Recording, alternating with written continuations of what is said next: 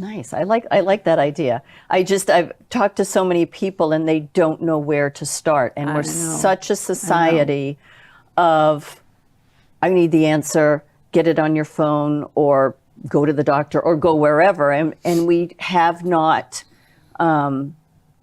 sat down and figured out who am I?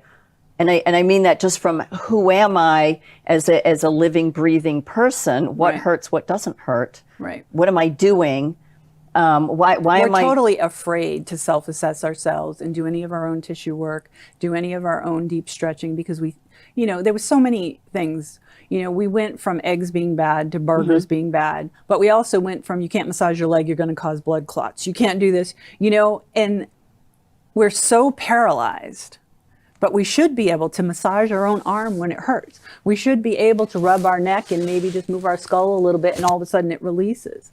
I'm not saying you should yank on your head and whip it around, but we should be able to start to really get to know our bodies. Does one leg feel longer than the other? I created my Posture for Life because it takes 15 minutes a day and it helps you self-assess everything, and it realigns the nervous system. So any wear and tear you have on your body for the day, you can reverse it and then start straight again. Because everything we do throws us off, and then when you get thrown off, your body just keeps multiplying. So we need a starting point to work from. The problem with the Posture for Life is it takes 15 minutes. Oh, gee, that long? Oh, yes. That's a long time for most people.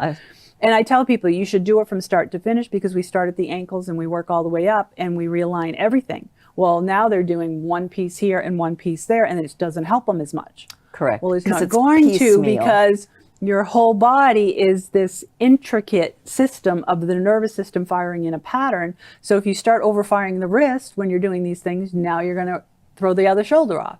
So it's designed, like if you've been sitting all day, compressing that spine to get you back up and open. So when you go do your gardening, you don't throw your back out.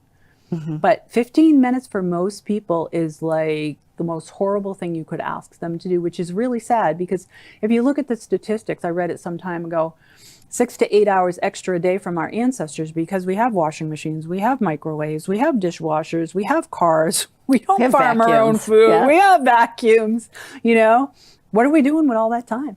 Yeah, what are we doing? If you're a single mom working 2 jobs, I get it. Right. I get it. But most people are not like that. Most people have 15 minutes a day.